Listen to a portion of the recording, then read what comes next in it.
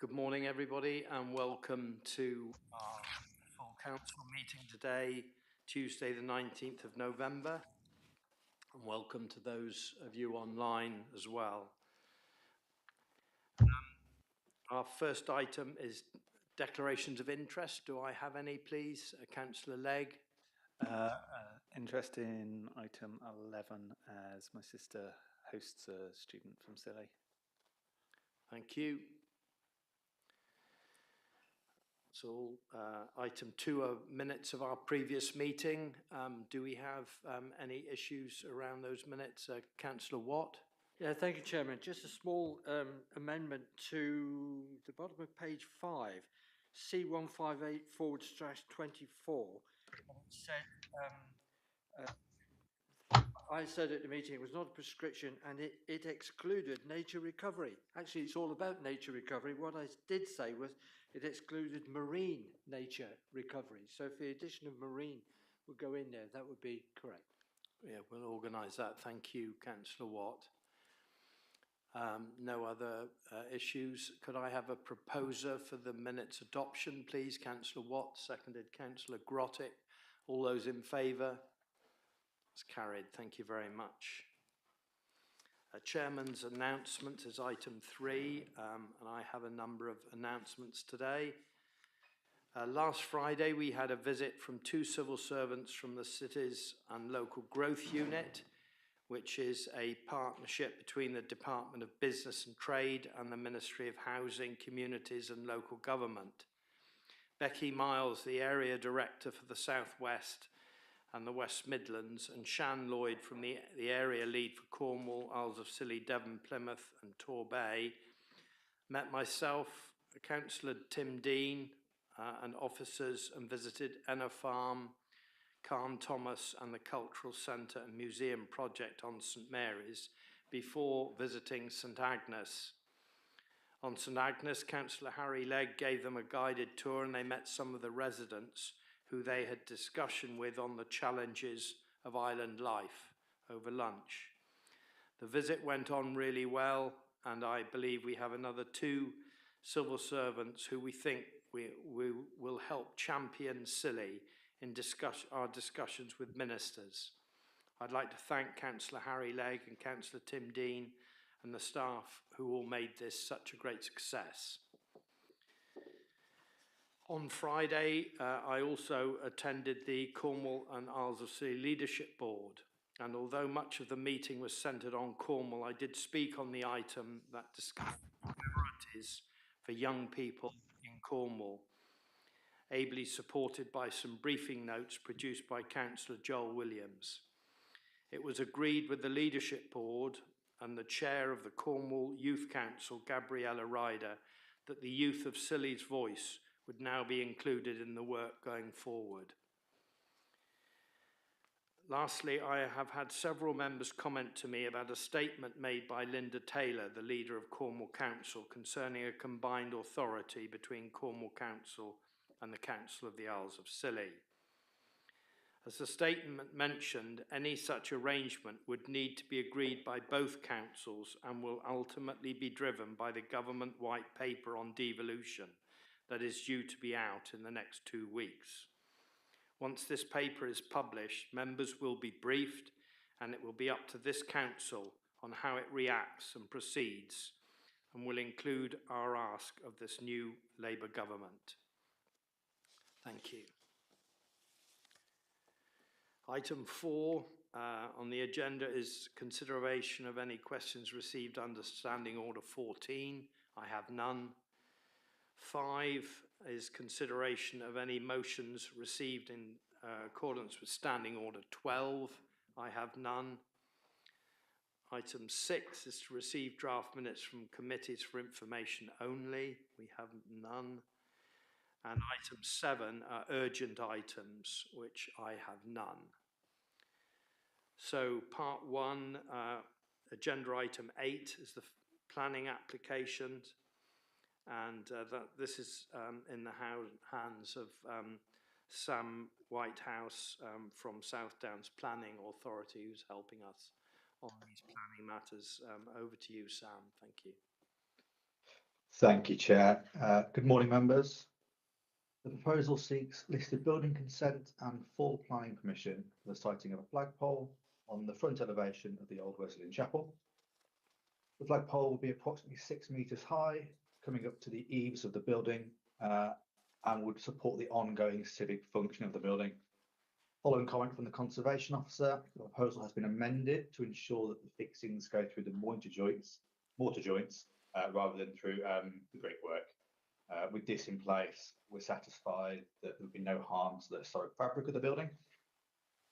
Visually, the flagpole will be in keeping with the building and the civic function, and therefore not out of character. As such, it's recommended that the planning permission and listed building consent for the works are granted. Thank you, Sam. Councillor Marcus, please. Yeah, no, it's good to see that the Conservation Officer's comments were taken into account and the plans were amended accordingly. So I am happy to propose the recommendations. Thank you. Councillor Watt, please. Yeah, thank you, Chairman. Just a query about the method of raising and lowering the flag, because from the town hall it was all done from the inside. But just a word of warning on this: if it is on the outside, I take you back to 1988 when we had a flagpole erected outside the Tourist Information Centre, and within 2 days, an American Confederate flag was found to be raised at the top. So just a query about how it's going to be pulled up and pulled down again.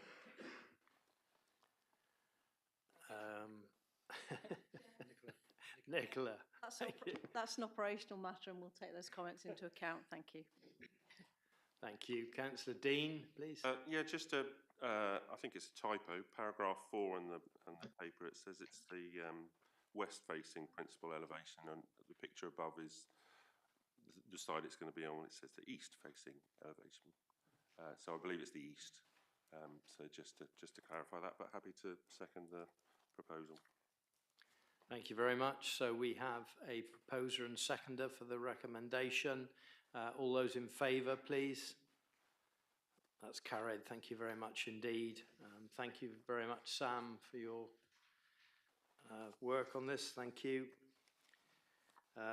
We move on to item 9, which is our second quarter 2024-25 financial performance report, which is in the hands of Russ Lashman. Thank you, Russ. Yeah, thank you, Chair. Yeah, this is the second quarter financial monitoring report, and it sets out the financial performance as at the end of September. You will see that moving on to the revenue budget monitoring part of the report, that we are now forecasting a significant overspend of just under £800,000 at £798,000. This is a significant increase of nearly 360,000 since our last forecast at the first quarter, and majority of the two services that are driving the overspend, as you'll see in paragraph 2.2, are children's services 529,000 and adult services 498,000. There are some smaller underspends in other services, and there's the contingency that helped offset some of that overspend, but currently, as I say, it's nearly £800,000, which is a significant position. In terms of the airport, you will see there that we have the airport figures. The airport numbers are holding up pretty well after the second quarter, slightly down in terms of passenger numbers, but not as significant as we've seen in previous years. So the airport is not giving us as significant problem as we've had in previous years, and probably could be accommodated quite comfortably within the budget if it was not for the significant overspend that we have in both children's and adults. I think it's worth mentioning that the overspend in children's is very much expected. Expected might not be quite the right word, but anybody that has to deal with a Ofsted improvement journey have significant financial pressures. It is not unusual for councils to have to sink significant money into that process over and above what it has in its budget, and therefore, although I would like that we weren't overspending, as I said, it's not as a big a surprise as it is in adults, where That is purely being driven by vacant posts and long-term sickness, which are elements which are really out of our control at the moment. So I'm more worried at the moment with the overspend on adults going forward, working with the director in that area to see if there are ways that we can bring in alternative staffing solutions to reduce the use of very expensive agency staff. And then that is ongoing. We have had a look at a recruitment meeting on Island. That has not come up with anything particularly positive. We will do that. We will have a look at further recruitment drives. And in addition, we are looking at how we can tap into the international recruitment market. It's not necessarily recruiting people from abroad, from foreign countries, but there are a number of people in the UK already here working from other countries, but we do need to have the right licensing in place with the Home Office to be able to do that. And that is quite a significant chunk of work to get done, which we are progressing. So hopefully that will help bring down some of the budget pressure. Obviously, with such a big overspend, there is the question of how do we deal with it? How do we treat it? We will need to look at our reserve position. I think in the last meeting we had the external auditors saying that they suggested we were in a position where we probably needed to review our reserves and come up with a new reserve strategy. I think that this will help. This will push that along a little bit quicker than in the budget process, and we will be looking to use a majority of overspend be funded from our specific reserves. Some of those reserves are set up to fund some of these overspends. There's the Park House Reserve, and there are several other reserves in there for specific items that are overspending. We will use the majority of that will come from those specific reserves, and we will do a little bit of change in the way we're funding the capital programme to free up some other resources. The idea is that we think at the moment that we can fund the overspend from those specific reserves without impacting on the general fund reserve, which has already been reduced over the last couple of years to a level which is close to the level that we would not want to go below when we look at our risk profile. So I think we can fund this without having a detrimental impact on the general fund reserve, but it will reduce our overall reserve position, which will weaken our ability to deal with issues in future years. You will see that going forward that the forecast savings, the majority of the savings are still green. There are a couple of smaller savings which are red. They are savings which will be mitigated within the service's existing resources. So not an impact on this year's budget. We'll need to review them as going forward in next year's budget, whether they will catch up and be delivered going forward. But they can be accommodated within the existing budgets at the moment for the current year. The capital programme is set out in front of you as well in this report. You see that there has been some changes in the capital programme in the last quarter. The biggest changes are down to archiving some of the old schemes off. So we don't want to carry forward the schemes forever and a day, or else the capital programme will just be forever growing. So the schemes that have completed their expenditure have been archived off. That's reduced it slightly, and some extra grants have been received, which have now been added in to the programme. You actually see performance on the capital programme has been a very slow start. 2 quarters in, which is almost 50% of the year, and the spend is very, very low. Significantly, it's dominated really by the Culture Centre and Museum project, where we know the spend is in the second half of the year. As and when that expenditure comes online, we will see a significant increase in the level of spend, and the capital programme overall will shoot up in terms of its percentage spend. The major schemes are set out there for you in terms of the Climate Adaptation City project, which is pretty much come to an end this year in terms of the first phase. There will be a second phase funded next financial year with the additional Environment Agency funding that we've received. But as I said, the first quarter saw the remaining expenditure on the first phase completed. The Cultural Centre and Museum project, as I suggested earlier, is set out there. A very low level of spend currently this financial year, but that will pick up significantly after Christmas. Moving on, council tax performance in terms of collection, which is a key part of our budget going forward. If we can make sure that we do maintain a collection rate somewhere close to what we allow for in the budget, you will see that we are actually just very fractionally under target for the period to date at the end of the second quarter, but not significantly enough to cause concern at the moment. So we're holding up in terms of our council tax collection performance. Similarly, on business rates, you will see that we're just marginally above.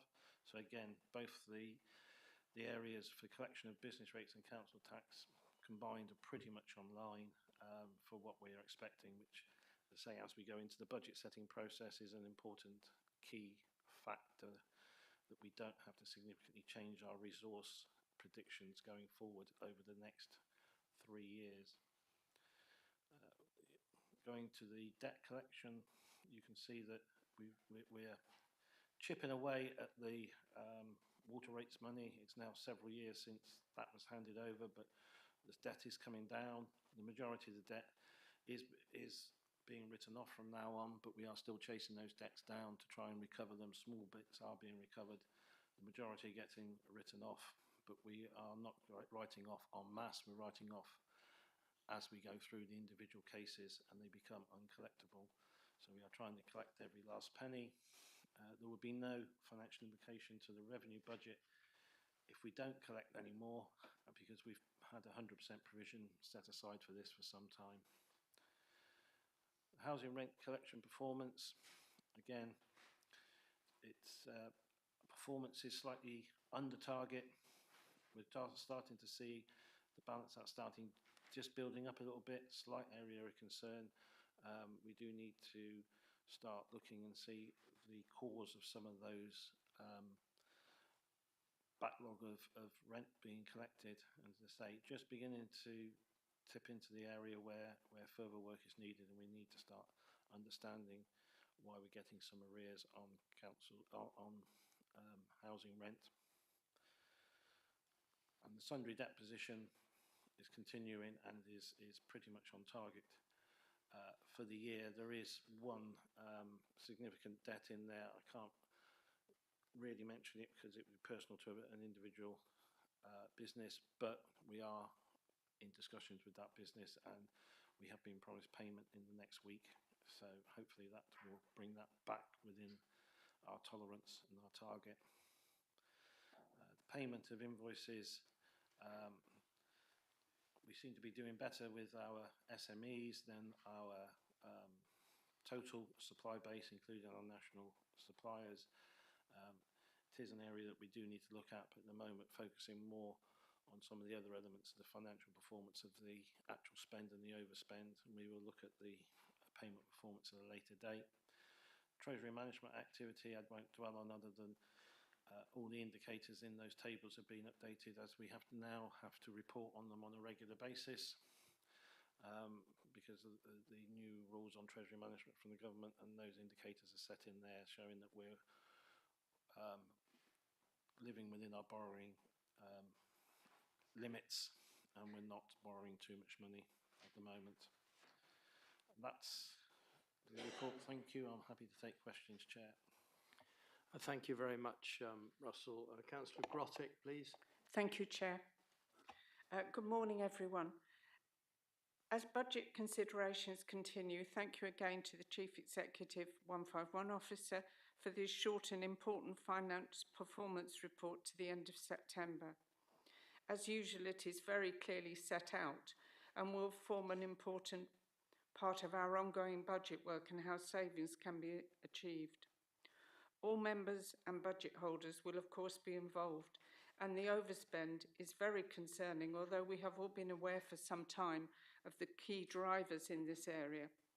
Pressures in children's and adult services continue, but also improvement work is continuing in both services.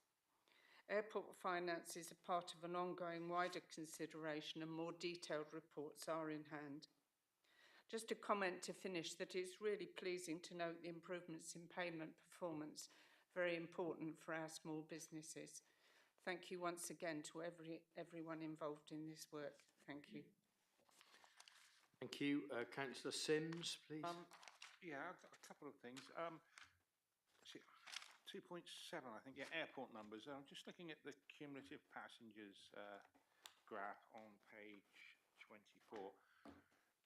This essentially, ever since I've been on the council, and probably since before we had the airport, we've seem to have overestimated the number of passengers. And, you know, it's like 25 3 times bitten, once shy, you'd think. It's just every single year, the expected number of passengers is less, and you sort of think, well, maybe we could just ballpark shave 15% off it, because that would actually make it sort of work. That's the first point. And the other one on page 26, forecast savings. I'm just looking at the trade waste benefits. Right, it's £10,000. Well, okay, that's not to be sniffed at. It's a reasonable sum of money. But we just seem to have done a huge amount of work in to change the system for trade waste and everything. And if the amount that's going to come out of it is £10,000, which is obviously worth having, it does seem slightly disappointing. I would hope for more than that. Then maybe we could get some clarification on that. And the final question is in 2.9, the proposal to fund current year forecast overspend. Frankly, I don't really understand the paragraph. I mean, it just sort of seems like, is it moving money around, or is it? So it is moving money around. Okay, fair enough. Thank you. That was it. Thank you. Thank you. Do you want to come back? Yeah, and in terms of the airport numbers, we've moved to a position in the prediction here that we used last year's numbers as a basis for the forecast. And operators were forecasting in their schedules to deliver even more passengers than we used in our numbers. So we'd already reduced the numbers that were driven by the operators' own schedules. We used previous year's actual numbers as the key driver for that, but you'll see what is happening is actually year on year we're getting less passengers coming in, so that delta between the operator schedules and the actuals is getting greater and greater. So we do make an allowance for the difference between the schedules and what we allow in the budget, but the difference is getting greater year on year, and it's something that we do need to look at going forward, because it will impact on charges if we're not careful. But this year it's not as significant as it was last year. Last year we saw a real drop-off in numbers, far greater than we've seen for a number of years. Slightly under this year. I'm hopeful that when we work with operators on next year's numbers, we can come up with a more positive forecast. But as I said, we are in that difficult period where the cost of travelling is going up and the amount of money that people have is going down, or the amount of disposable income people have is going down. So in a nutshell, this year's numbers, whilst disappointing, are not as disappointing as last year's. Yeah, we're closer, but we're still on that downward trend. So that was the one question. Yes, that paragraph you picked up, suggested way of funding the overspend. We will use specific reserves, but we will also review the capital programme, where we're using reserves to fund the capital programme, and maybe use some capital receipts to fund the capital programme, freeing up some of the reserves to help fund the revenue budget. Can't use capital receipts to fund revenue, but you can use the reserves to fund revenue. So it is about making the best use of our resources that we've got to address the overspend. And the last question was on trade waste. Yes, significant amount of work has been undergone to collect more trade waste money. The 10,000 is only the saving in this year. We had the savings spread over 2 to 3 years. This is just the one element of it. So the overall savings over the multiple years of putting in that initiative is far greater than 10,000. Thank you. I was sort of hoping you'd say that. Thank you. Councillor Tobin Dugan, please. Thank you. Yeah, couple of questions. One is the phrase that says remove cardboard from DMR waste will require investment. Could you clarify that? Is that because of on-island recycling of cardboard? Is the first question. The second question is 2 parts. Whereabouts are we advertising for the positions currently available in Park House? And part 2 of that question pertaining to that is, would we be allowed to advertise through Cornwall Council? They seem to have quite a large job advertising section. Going on from the cardboard that I believe the investment needed was compaction equipment to compact cardboard down so that we can recycle it, and being compacted, it's easier to transport it on to the companies that recycle it for us. The Park House adverts are on our website. I don't know where else they're advertised. I'm sure Scott will come in and tell me in a minute. Scott, can you answer that one, please? Yes, of course I can. So Park House are being advertised on Indeed, so they go nationally on as an agency, and also on the website, and then we do spasmodically put them on to press around the southwest, or Cornwall more than the southwest. Okay, thank you. Okay, thank you very much. Councillor Marcus, please. Yeah, just did some maths on the airport figures, and from the figures there, figures are 20% down on predictions, so that's quite a sizable amount. So yeah, I'm not too positive about that. Paragraph 2.9, again, yeah, I agree with Councillor Sims. It was really hard work to try and understand that. So capital receipts are money that we get in for capital projects. Is that correct? No, they're from the sale of capital assets. Okay, so what assets are we trying to sell? Then it's quite a lot of money, isn't it? They're not assets we're going to sell. They're assets that have been sold over the last 3, 4, 5 years. We have a capital receipt reserve, but that can only be used to fund capital. I'm saying we have a capital program at the moment that is funded from a mixture of grants, borrowing, specific reserves, and capital receipts. We have more money in the capital receipts pot, so I'm going to use more capital receipts and less specific reserves, because the specific reserves can be used to fund the overspend. Right, so we're taking money out of specific piggy banks for issues, for certain parts of the council's delivery projects to fund the overspend. Is that correct? And then, so we're kind of diminishing the safety and increasing the risk of, because if those reserves are there for a reason, I know we have to fund the overspend, but it's getting closer and closer to the edge. Is that a...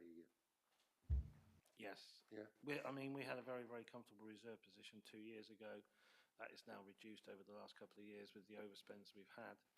Our general fund reserve is still over 2 million, which is a comfortable level to be, but the remaining reserves that we had reserves for Park House, which we put away when we had a couple of good years when we had more self-funders in. We are now drawing that back down to zero. We had some money that we put away for transport projects. We're drawing that back down to zero, etc. So we're drawing down on those specific pots that we had put away on the basis that they would fund future expenditure of some kind. We didn't have definitive plans, but we will now be using them to fund the overspend. Okay. The overall position is our total reserve position is reducing. It isn't yet at a level where the alarm bell starts ringing, but we're beginning to get much tighter than we were. We were very comfortable. We are now in a position where we got to think quite seriously about the use of reserves going forward. We've been able to use reserves quite liberally because we had such a good position. That is now changing, and we're going to have to really tighten up over the next 2 or 3 years. So the issues that are going on the mainland with quite a lot of councils, we're going to get that in the next couple of years. We are beginning to see. We're beginning to see some of that. That we are beginning to run down our reserves. I would not be allowing, with my 151 hat on, for those reserves to go to a level that would put us at risk. You have to remember we do have a slight advantage compared with the mainland, because some of the areas where they are suffering big pressures, we have a different arrangement with government, i.e. one of the big pressures on the mainland is SEND, but we have an arrangement with the government where they fund SEND differently for the council here, which helps take some of that pressure that our colleagues in other authorities. But we also have other pressures that we will have our own pressures, no doubt. Not compensate, but add other issues to it. So, okay, thank you. Thank you. Councillor Williams, please. Yeah, so I think I'm following on from that. So this year's outturn is obviously going to influence next year's budget setting. So I was just wondering, it would be helpful, I think, to have a clear timetable, what you're thinking, Russell, in terms of when we need to sit down and start discussing those reserve movements and those sorts of potential savings and cuts and efficiencies and things like that. My memory tells me we've often done it earlier than we are currently now. So from my point of view, sooner rather than the better would be good. But I just don't know what you need to get aligned within your own team before you can sit down with us and start giving us some tricky decisions to make, I guess. Yes, I'm anticipating that being the next couple of weeks. We were awaiting the first announcement by the new Chancellor, which came out at the end of October. We've now assessed what that means, or what we think it means, because there's still an element of guessing what those big national figures are how that's going to flow down to individual local authorities. But we have got that information now. I've asked the senior management team to look for some savings at the moment, because we do have a gap going forward, as you would probably appreciate. But I am looking at bringing a report to an informal meeting of members in the next week or so. Now I've had all the data back from the people that we rely on, who do these national predictions following a Chancellor's fiscal announcements, so that we are in a position where we can assess our position going forward over the next 3 years. Thank you. Councillor Sims, please. Yeah, just referring back to Russell's comments a few minutes ago, you know, he said that the reserve position was quite comfortable a couple of years back. But frankly, it's just as well, isn't it? Because if it hadn't been, we've been in a much more problematic situation now. So I guess what we want to do is not so much eliminate the overspends. We need some underspends to get back to a comfortable position again, which is perhaps wishful thinking at the minute, but it's worth bearing in mind. I would just come back and say, yeah, I think our reserve position is still okay, but we can't rely too heavily on reserves going forward now. We need to come back with spending within our means on an annual basis and not have to have an overspend, which is then dipping into reserves. That's the position we're in. I think our reserves haven't gone down that level that we're worried yet, but I think if one more year of overspending and we would be at that level where we would start hitting the alarm bells and probably get our external auditors a little bit. Well, it's best to start worrying about that now, isn't it? Yeah. Thank you. Councillor Tobin Dugan again, please. Yeah, going back again to the cardboard matter and spending. The last time I asked the question, which was about 2 years ago, I was told that the council has been charged £141.70 per pallet of cardboard by the steamship company to ship to the mainland. I wasn't given figures of how many pallets go over, and I wasn't given figures of the onward journey then to the recycling depot. So you said that this investment is for compacted equipment, just to make the cardboard smaller. The question I asked was about recycling on island, and I see Rebecca Williams is online attending the meeting, and I did hear a whisper about recycling of cardboard within the islands, and I wonder if there's been any progress on that concept at all. Hi, happy to go in if you want me to. Yeah. Yeah, so the cardboard compaction, that was a while ago when I think there was a move to segregate more cardboard out of the waste stream and send away separately. But obviously since that time, we're segregating fully more of the recycling, and that compactor will be needed to do that work. With regards to cardboard being segregated on the islands we use, I don't know anything about that. The council has contracts in place with Suez to send all of our recycling to the mainland, and that's how all the recycling is presented and sent through that contract. And with regards to the steamship company, that is a separate contract for the marine haulage and the on-island movement of all the recycling. I don't have those figures to hand at the moment. Yeah, I wouldn't mind having those figures to see how much it's actually costing us to send cardboard away when it could be recycled here quite easily. Okay, thank you, Councillor. Thank you. Tobin Dugan. We will get further information for you following the meeting. Thank you. So we have two recommendations in front of you with regard to this financial performance report. Could I have a proposer for their adoption? Councillor Watt, and seconded Councillor Guy. All those in favour? Carried. Thank you very much indeed, and thank you very much, Russell, as ever, for your work and the report.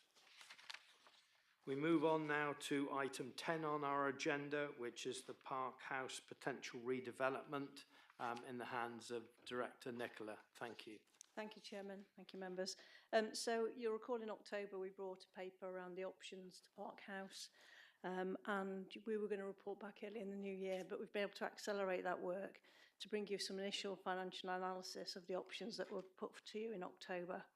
Today we need to agree a preferred option, because that will then allow us to develop those full business cases, put in a planning application, but also seek funding from Homes England. So it's an important next step. So just to recap, option 1 was 5 flats. Your preferred option last time, we didn't want to rule any of the others out at this stage, was 4 flats and 4 ensuite rooms, cluster rooms. And option 3 was 3 flats and 5 cluster ensuite rooms. We've had to make a number of assumptions in making this initial business case, these financial appraisals, and that was that it would be for integrated care staff only, which was agreed at the last meeting, but also that Cornwall Foundation Trust would rent out the rooms. So we're in discussion with them, and you'll see there's a draft lease at Appendix D about them taking on responsibility and therefore guaranteeing rental income on those units and taking management responsibility for them. And that we're also making an assumption that the other flats would then receive Homes England funding at around about £120,000 per unit after initial discussions with them. You'll see in the report there are a number of risks that include site viability and the availability of funding, but I think what's really clear is that we've got a need for integrated care staff, and if that failed, then we've also got a general need on the island. So I don't think there's any doubt in my mind that the units are needed, much needed. You'll see we've set out some development costs, and you'll see across the 3 options they're all quite similar, but the eligibility for funding varies across the options because it's only the self-contained flats that will be eligible for Homes England funding. You'll see that the net cost to council ranges from about 876,000 to 1.1 million, and that's a ballpark figure, but it gives you a comparison at this stage. There's further work to do there. You'll see that we've looked at rental income as well, just to see how we might cover those costs. There is a slight discrepancy in the report we've used to look at rent. Sorry, I'll come to that in a minute. The rental income we've used rents that are affordable. So I'll explain what I mean by that in a moment, but rents that are affordable means that we need to take into account what people's income is to make sure they're not spending more than a third of their income on their rent. If you look at Homes England funding, they define affordable rents of 80% of market. If we did that, it wouldn't be affordable. So given the salary levels of the staff who are likely to occupy the units. We've been very careful at setting a rent that we think is affordable for those people who would live there. So we've put a lower rental income in than you might otherwise expect, but we think that would be affordable for the intended market. We've also looked at borrowing costs, and they differ across the different options, but option 2A seems to give us the best position when you take into account costs and income. So if you look at the borrowing costs and the overall position, it sort of concludes that option 2A, which is the one we looked at last time, is the best option and gives us a chance of balancing our costs and income if we use borrowing from Public Works Loan Board. You'll see there's a slight discrepancy, because if you look at the main report and the borrowing costs, it's different to Appendix C. And Appendix C uses commercial rates of borrowing. What it does give you is the same sequencing. So option 2A still is the preferred option, and the cost row is lowest. The ongoing costs to the council are the lowest with that option.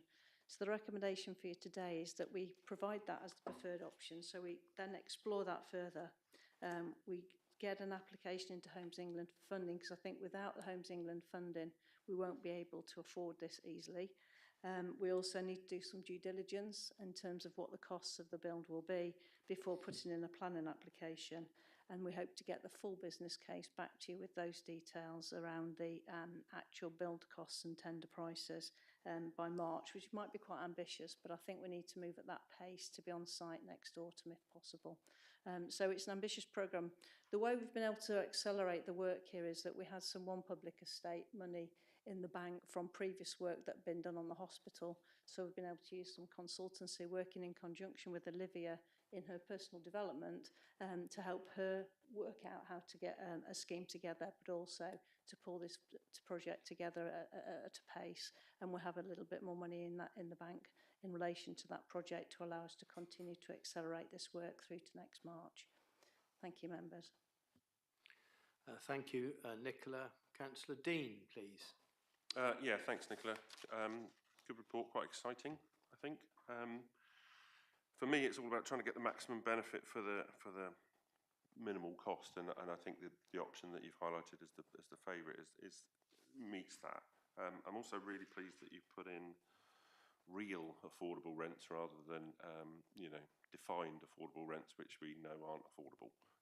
So that's really useful, and yes, I'm all for it. So I'll propose the recommendations. Great stuff. Thank you. Thank you, Councillor Williams, please. Yeah, I agree with all the positives. Look forward to that happening. But I'm anticipating there'll be some members of the community who think it's only 3 or 4 or 5 months ago since all the building work for Park House was going on. Are we going to be undoing all the good work, all the investment we did in the bedrooms when we were seen as a care home for 5, 10, 15 years? So I guess I'm just looking for some reassurance and some information on how I could respond to that. So I would like to hear and hope to hear things as much as going to be protected as possible, and the investment was future-proof, but I'm just concerned about the public side of things when they see it all potentially being undone. Okay, absolutely spot on. Good question, because that was what we said when we did the works to Park House, was let's future-proof this. So as much as was actually possible, we have future-proofed the plumbing, the electrics, etc. So we have done what we can. Obviously, some of it had to be bespoke and specific to the needs right now, but the whole system approach was to make sure it's future-proof for this further project. So that's the answer, is that yes, where we can, we future-proof that work, and it won't be ripped out. It's there for the duration. Thank you, Councillor Dean. Yeah, could I just add to that? The other point to make is that just because it was almost going to be undone, the work, there were people resident in Park House that deserved to be in somewhere that was as good as we could make it. So I think it was important that we brought it up to date. We talked about it for years before and not done it because there was a possibility of it moving, but we had to, it's not fair on the residents there for them to suffer, for something that's going to happen in the future. So I think that's an important point to make as well. Thank you. Councillor Marcus, please. Yeah, again, positives. I need some clarity around the report. It's quite, it's dense, and it flows a bit funny. Notice there's a service charge on the rent. So what about maintenance to the building? So that 10% service charge is mentioned in the costs. That's going to go on the individual rents. So it's worth noting to everyone that those rents will be 10% higher than they actually are stated in the paper. So if I get it, am I understanding right, like the bottom 3 flats will go on the housing register and they will be distributed for people on the housing register. The 4, I don't understand, it's not clear to me what how it's going to work. Okay, so by getting Homes England funding, they have to be available to people on the housing register or through a local lettings plan. Yep. Now we're out to consultation on the allocations process at the moment, so that will be running in parallel. And the people that we'd like to focus on for this property, on those rental properties, which there are 4, 3 on the ground floor, 1 on the upper floor in option 2, would be those people eligible working for the hospital, the integrated care service, and we do a local lettings plan to prioritise that. So this is further work that will come back to you in that management plan and the full business plan later in the process. But that's the assumptions we're making at this stage. So to get to this point, we need to make some assumptions, and they're the assumptions that we've made so far. Okay, and then the 4-bed cluster flat, that's going to be rented by CFT and covered by CFT and managed by CFT as well. So in paragraph 24, it mentions about 24, sorry, that's the wrong one. I can't remember. Basically, it says something about paragraph 6. Expect CIS to charge rent for the space on a similar basis to rental charges at the hospital. What does, I don't understand. Is that quid pro quo, or is that actual money coming in? Paragraph 6. Yeah, later on in the report, which is the paragraph you were pointing to, sets out what the private rental amounts they're paying are at the moment. Yeah. But also what they're charging up at the hospital. So you'll see at paragraph 24, you're right, I think in the first instance, is that they're paying £538 a month for a private rental property, and they're charging £250 a month for the 4 rooms up at the hospital. So they averaged it out and assumed a bed space rent of 480, and that'll be part of the negotiation with the CFT, Cornwall Foundation Trust. So basically, to take those units on, it's better value than the private sector, and it'll be for them to decide whether to sign that lease or not. And that's one of the risks that we have, and that's part of the next piece of work, is to see if we can get further traction on the approval of that arrangement. Okay. And just the last, yeah, so it's just assumptions, isn't it? Basically, paragraph 26 there.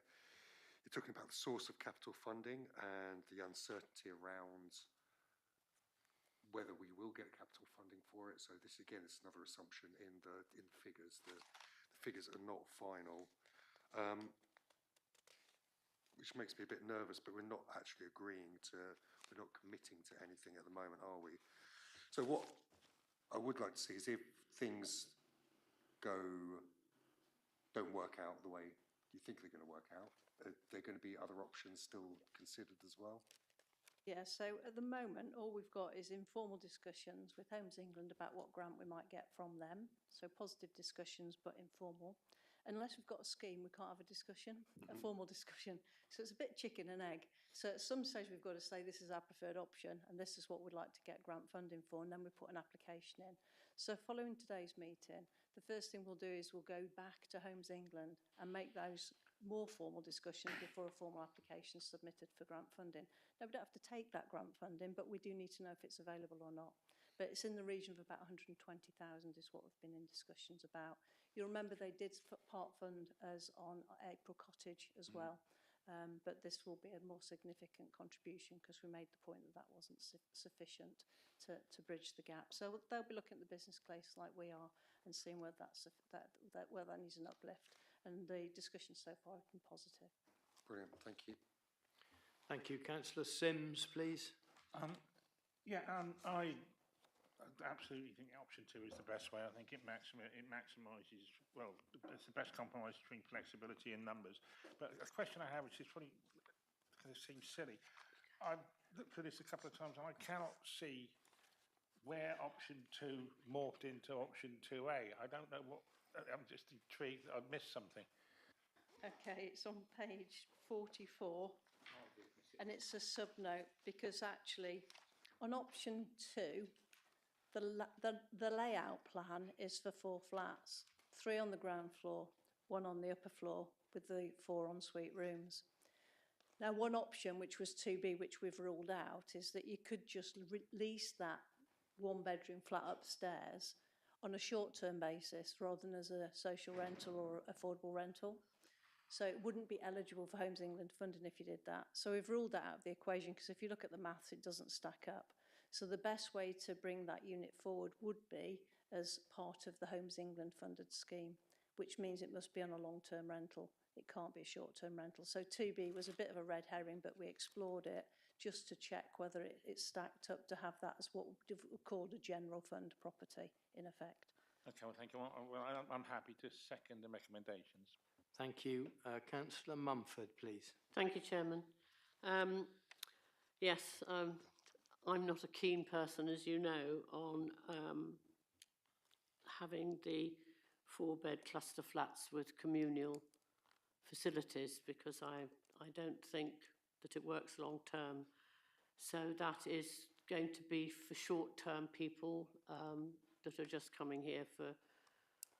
Would that include somebody who would be here for 3 or 4 nights a week and then go back to the mainland on a permanent basis?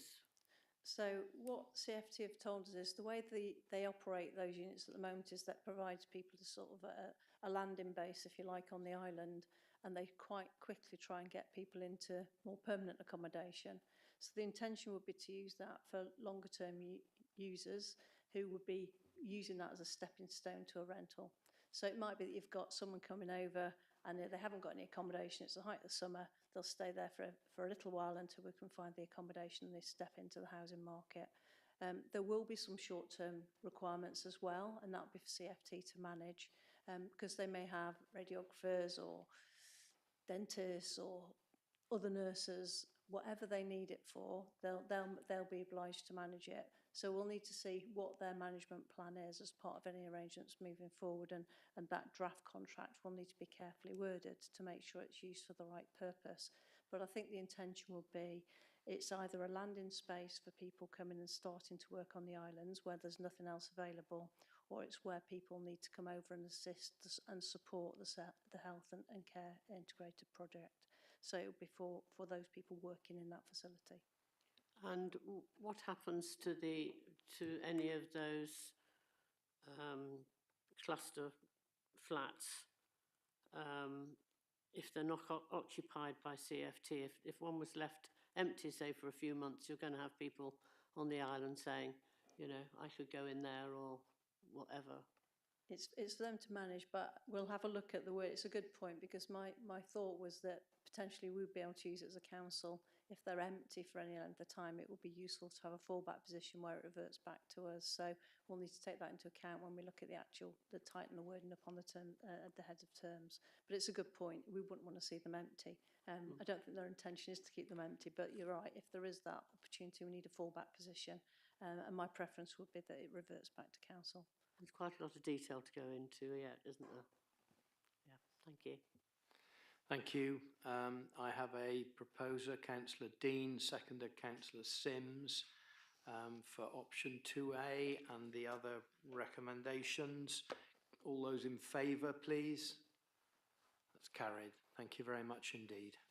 Thank you very much for your report and Olivia's work on that, Nicola. Item 11 is next on our agenda, which is the Education and Skills Funding Agency redistribution, which is in the hands of our Director, Anne. Thank you. Sorry, just to interrupt, Chair. I had an email from the monitoring officer regarding my interest in this item, to say that she believes that because my sister is a host and will not be in receipt of the funding, that I actually can stay and take part in the debate. Fine, thank you, Councillor Legg. Anne. Thank you, Chairman. Members, this paper comes to you following the report that you approved on the 17th of September. Just an enormous thank you from the service. We have distributed the funds immediately for the uplift following the 17th of September. And you'll know that we were tasked to go away and have a look at, you know, the really good opportunity we have to be able to redistribute the remainder of the EFSA grant funding, and we wanted to take a much more co-produced way of being able to do that. So the report sets out to you the meeting that we had in early October. I have to say it was a very, very positive meeting, and I have real respect for the representative parents who came. There was a full and frank exchange of conversations and lots of options looked at. And you'll see in the paper that the recommendation from the parent representative groups, both on the day that we met in person and then on the following day when we had a team session with some parents, is actually to be able to, the three options in front of you, and it is option 1 that the parents would like you to sanction today. And that's an opportunity to be able to do an equal percentage of the residue funding for every child's family in the academic year of 23-24. Thank you very much, Anne. Councillor Williams, please. I have very little to add. I certainly would echo all that our director said. I welcome the speed this piece of work has been done to bring it before you today. Of course, welcome the extra funding, which hopefully will feed its way down to some parents. Again, I'd thank all the parents who took part in the meetings and the conversation. I know some of them found it a challenging hour and a half of their lives. And again, thank Anne for helping that process go as smoothly as possible. But again, I'll just repeat what I said at our last meeting. I'm aware that some of this underspend is generated by some young people dropping out from their college course for whatever reason, which is obviously not always good for them. So while there's a winner in terms of some people gaining financially, I'm also very keen that we as an authority and as a partnership make sure we keep our eye on those young people who have dropped out for a reason and have made these funds available. So yeah, I broadly welcome where we are this morning. Thank you. Councillor Sims, please. Yeah, thank you. Oh, sorry, Anne, did you want to come back? Or Only to say that I agree, and absolutely we are really determined and progressing really quite significantly since the council on 17th of September, just about, you know, how we make sure that our children are really stimulated. We've got some good stories going on at the moment around our first proper apprenticeship on Ireland. That's a way of stopping young people dropping out of education, because of course it's about education, employment and training. And we're really excited about some of the partnerships we're developing with Truro and Penrith and with the Duchy of Cornwall College. Thank you. Councillor Sims. Yeah, thank you. I welcome the report. I think overall I broadly approve. The only potential issue I have is we have a parents' representative group, and with any group of people, you always get the ones who are happy to come forward, and you know, the type of people who join committees. You get it everywhere. But the issue I have is that the ones who don't come forward may be a bit more nervous about it, and they're likely to be the ones in most need. And it's just, is there some sort of facility to find out if people are having issues when they're not necessarily coming forward with them? It's a difficult one, but that's the problem. The ones who are least likely to come forward are likely to be the ones with the most problems. So that's the point I'm making, just a little bit of a deeper dive rather than just the, if you like, the upfront people. Thank you, Anne. Thank you so much for raising that. Of course, I've presented to you a really simple version of actually what took place in the beginning of October. So just for reassurance purposes, we wrote to all of the families and invited a representative group. We asked the families to decide who it was that came to represent their view. We had a fair amount of anxiety from a range of families, mostly due to the veracity of the parent action group approach across the islands. And we were really clear that, you know, part of my job as a director is to be able to facilitate an inclusive meeting that helps a real cross-reference group of views. And I have absolute respect. We had a real a real mixed group of parents' views in the room that went on for an hour and a half. And it was a really positive experience. There were a whole range of views exchanged, and some more forcefully than others.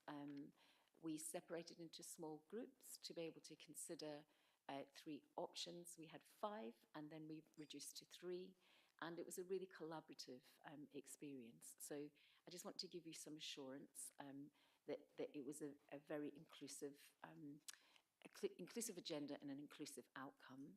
We then had a Teams meeting with some other parents the following day, where we presented the outcome of the evening's meeting. Again, that was really sanctioned, and we've had no dissent from any parent as an outcome of the recommendation. Well, thank you. And my thoughts really, it's a fairly low cohort, so you can actually, it's manageable. If it was hundreds of people, it would be much more difficult. Thank you. Thank you very much. Councillor Guy, please. Yeah, thank you, Chairman. I have nothing to add, but I will propose a recommendation 1. Thank you very much. Do I have a seconder for that, please? Councillor Sims. All those in favour? It's carried. Thank you very much indeed. Thank you very much for the report, Anne. We move swiftly on to item 12 on our agenda, the Isles of Scilly transport links, which is in the hands of Nigel Blackler. Good morning, Nigel. Thank you. Good morning, Chair. Good morning, members. Firstly, apologies that I'm not with you in person today. I did get as far as Land's End Airport this morning, but the staff there advised that given the weather conditions, it wasn't advisable to make a day trip across today. So apologies I'm not with you in person. The report that you have before you today follows on from the meeting of full council on the 3rd of October, where members approved the outline project plan. Included within the plan was the proposal that the council would continue to work with transport operators, port and airport authorities to create a monitoring framework which can be used to identify the improvements required to provide resilient, reliable and affordable transport links. The information collected within the monitoring framework will also be used, along with the work that's already been undertaken on the business case, to support any further requests to central government for further improvements to the transport system. So this report presents the first set of data collected within that monitoring framework, which has been developed by the council. The recommendations that are before you today are that members note the data collected within that monitoring report for the period April 2024 to October 2024, which is set out in full in Appendix A, and that members have the opportunity to suggest any changes they feel are needed. We're very mindful that this is the first time that we've brought all this data together in this way and presented that to members. And the intention is that this becomes a process where this information is presented to members quarterly, and that would come to you as a report for information in part 2. However, given this is the first report, we thought it was particularly important today that we give members the opportunity to comment on the data that's been brought together, how that's presented, and to take on board any comments members may have in the preparation of these reports in the future, given, as I say, that it will become a quarterly monitoring process. And at the end of each financial year, there will be a report which pulls together all the data from that preceding year, and that will be presented as one, so a 12-month monitoring report effectively, which will not only be helpful to members, but will also be used to be submitted to government as effectively an annual report on the transport services upon which the islands rely. Chair, I hope that's helpful as an introduction. I'm happy to take questions. Thank you. Thank you very much, Nigel. Councillor Sims, please. Yes, thank you, Nigel. It's actually quite handy to have all these figures in front of us for once. And it does, well, really, it's indicative that some of the figures here, that overall our situation is incremental decline, which possibly could accelerate. It seems to be accelerating somewhat. So I haven't really got anything to add to the report because it's lots and lots of numbers. So thank you, Nigel. Thank you. Councillor Grottek, please. Thank you, Chair, and thank you to Nigel and team for the figures, because they've to have this information in front of us at such a pivotal and, I have to say, worrying time is really, really important.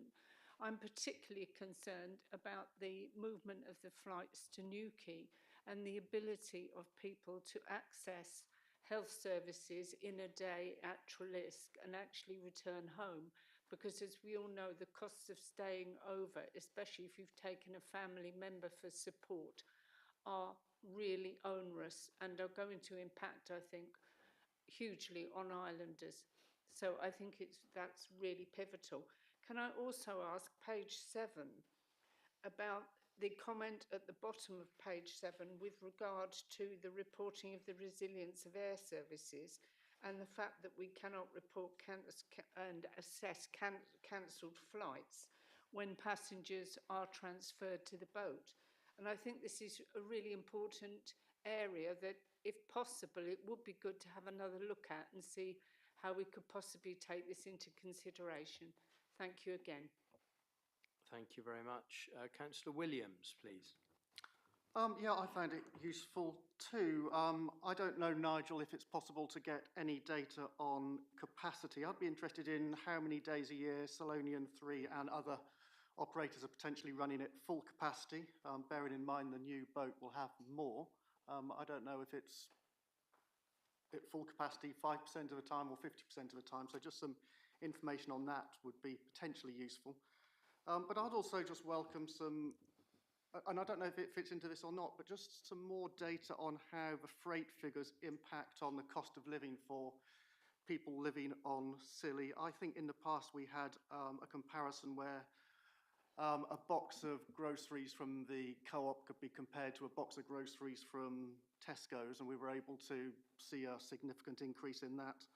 And also just availability. I think we live in a world where it's easier to buy a bottle of gin than a cucumber over here at the moment, and from a public health point of view, when we're discussing those sorts of things, it just doesn't seem to contribute to the sort of healthy living and all those sorts of aspects that we had a meeting about last week. So I would just like to see the broader picture of how this data translates to the impact on people's pockets as well. And I just noticed things like the cost of a coffin. I don't know, how much does a funeral cost on Scilly compared to elsewhere? I know there's 101 other factors, but it's all those sorts of things, all those cost of living things which perhaps just get lost in the bigger picture.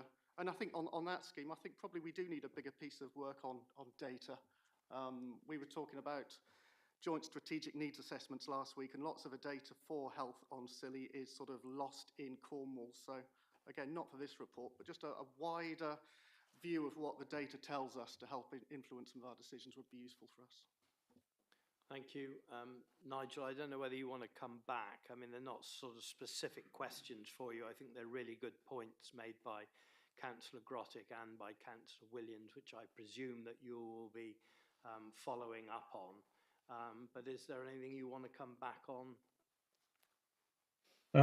Thank you, Chair. No, thanks to Councillor Grottek and Councillor Williams for your comments. They're exactly the feedback we were hoping to receive in terms of the need to develop this further and the need to look at additional areas in the future. You'll note that from the report, we have sought to use existing data sources, information which is in the public domain, so that there is no issues around commercial confidentiality or the need to consider these reports in the future as part 3, because we think they're important that they are. This is a public facing process. But I take your point entirely. We will go back and look and see if we can get more data on cancelled flights. I think capacity is a really good point that Councillor Williams made. I think we've touched upon that in the report this time, in terms of the capacity of the Salonian versus the number of passengers it carries. I think we can do more in that area in terms of the capacity of the transport system, all modes, and the number of people carried. So you get effectively a set of load factors for each mode. So that's something that we will take away and see if we can develop that further. And I also take the point around freight, and we've put a lot of information in there relating to freight costs this time, which is publicly available and therefore becomes a matter of public record going forward, which we think is an important baseline to set at this point so that you can track those changes going forward in the future.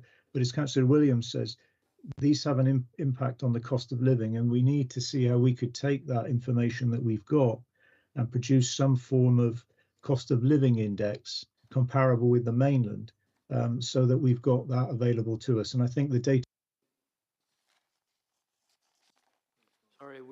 would allow us to do that. Beg your pardon, press the wrong button. And food availability, again, is something that we will look at to see how potentially we can measure that going forward in the future. Thank you, Chair. Thank you. Councillor Legg now, please. Yeah, just looking at the figures for the Solonian on page 3 of the appendix. I'm struggling with the monthly variation in May 24 between May 23. It's 12,000 passengers down. Had it been 12,000 passengers higher, it would have been busier than August this year. It seems like that's an error in the data, and I just wondered if there was any way we could get some narrative around where that figure comes from, because that underpins the entire variation for the Solonian being 10,000 passengers down this year. I don't know if you have any comment on that. It is a good point. I will go back and double check that. It's something that it flagged up to us, but we were pretty sure that the data we had was correct, but we will go back and check that for you again. Thank you. Councillor Tobin Dugan, please. Yeah, I'm sorry to sound a bit tiresome on this, but freight. As we are shipping organic material over to the mainland, burning fossil fuels doing so, and spending a lot of money doing it, would it be worthwhile putting the contract for shipping cardboard out to tender and maybe approaching Julian Northway about this? Will Russell come in on this, Nigel?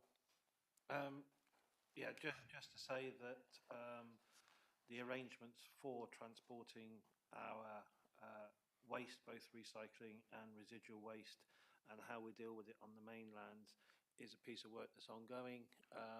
As we deal with our waste strategy going forward, I think that we're changing the people that are dealing with our waste and recycling in the next 12 months, and then the 12 months after that, when the existing contracts come to an end, we will be retendering, and we are hopeful that we will get competition on that activity.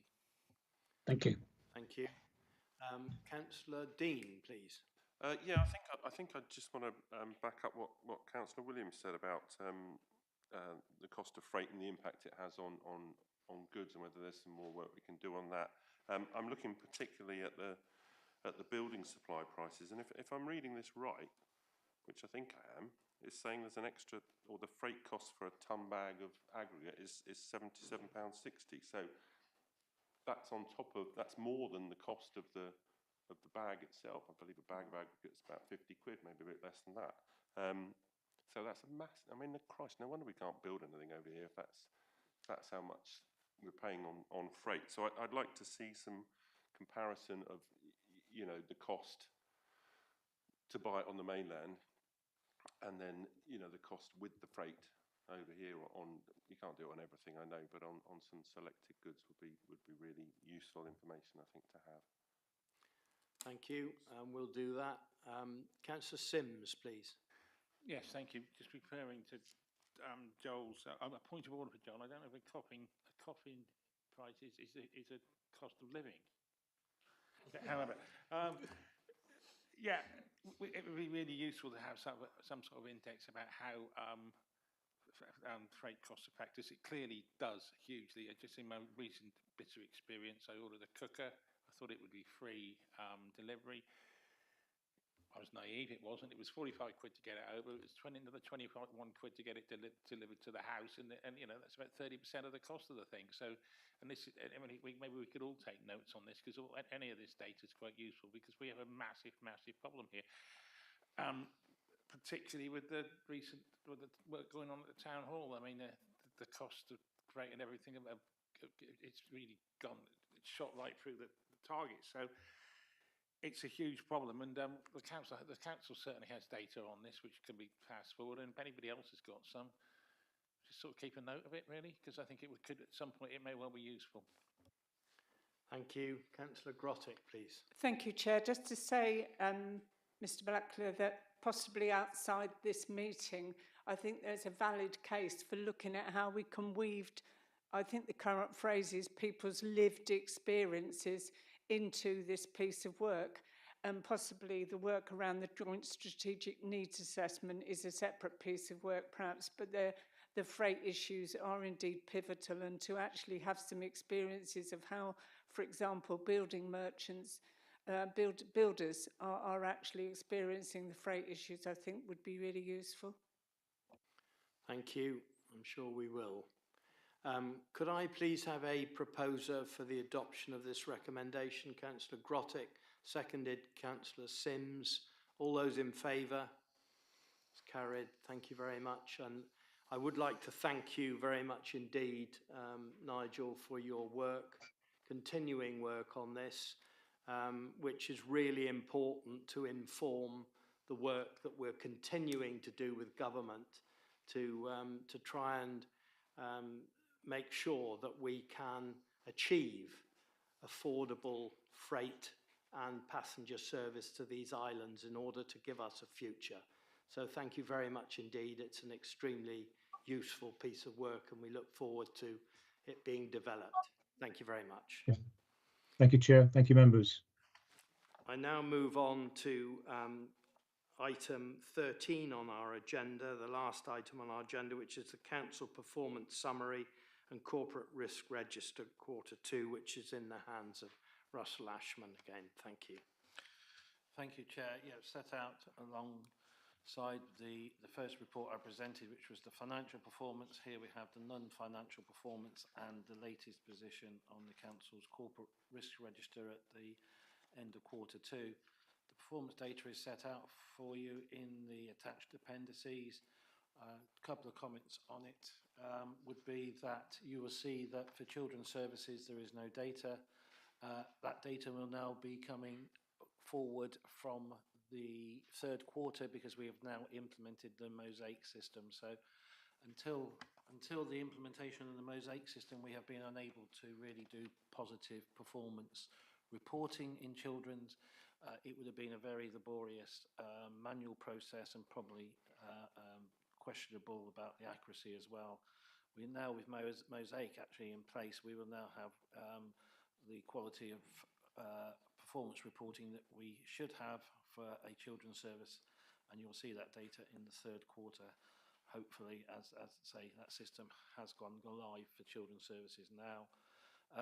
In terms of the other comment to be made, the risk register is there. It is, I think we've now got it in the process where it is reviewed on a very regular basis by the senior managers. You'll see that most of those risks have a relatively recent date stamp in the right-hand column. One additional change that we are looking to put in for the risk register going forward for Q3, not for this one, but for Q3, we'll be trying to link the risk register to the corporate plan objectives. That was a recommendation as set out by our external auditors. We anticipate trying to implement that, or we will be implementing it for the Q3 reporting, which will come early in the new year. As I said, the data, the performance data and the risk register is set out in the attached appendices. If you've got any questions, I'm hopeful that either myself or the senior managers who are attending will be able to provide you a response. Thank you. Thank you very much. Do I have any questions for Russell? No? Well then, Councillor Grottick, please. Yes, thank you. I was just going to ask the Chief Executive, is it just to confirm really that we're looking at proposals and policies that in some cases need updating around several service areas. And I was also going to ask whether I recognise it may be something I need to ask outside of the meeting for a little bit more information about the council's employee assistance scheme that is probably more best or better directed to HR or possibly to Mr. Fuller. Yeah. Thank you. Russell? Yeah, come back. I think, yeah, would be best if you discuss that, I think, outside for a fuller and frank Fine. discussion on that. On the first part of your question, what was, sorry, just recall that. I was just asking just a confirmation of Oh, yeah. progress within certain areas where policies and protocols are currently in need of some updating, one or two of them being somewhat out of date. Yeah, one of the, I think I've mentioned previously, one of the things I've identified coming into the role is that there is a significant proportion of policies and procedures that are out of date. We are having a real push on that during the current year to bring those up to date. We've targeted in this year, we're targeting 3 key areas that all the HR policies are being updated. The ones that will be requiring your approval will come here in near future. We're looking at the emergency planning policies. They are all out of date as well. And obviously the policies in and around children's services are being reviewed and updated as part of the improvement plan. There will be more work to be done next year to update further policies, but as I said, those are the areas we targeted for this current financial year. Thank you very much. Could I please have a proposer for the recommendations, Councillor? Yeah, Sorry, did you want to come in? Yeah, just quickly. I mean, I just wanted to say that there was a lot of work went into this, and it's a really useful report, and thank you. But I'm happy to propose it. Okay, just one moment. Leah, our monitoring officer, would you like to come in? Chair, thank you. Just in respect of recommendation 3, because of the way it's drafted, it says that members determine if there is any further action required by full council. Obviously, you've considered the matter, so that should now change to that members determine that no further action is currently required. Yeah, I did notice that, but I was waiting to see if a councillor was going to make a recommendation about that, and there hasn't been one, except for Councillor Grottick's mention of our policies and so on. Presumably we can just leave that as it is. Do you want me to suggest some wording in respect of the updated policies?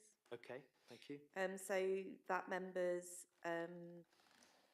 request that the ongoing work continue in respect of updating the council's policies.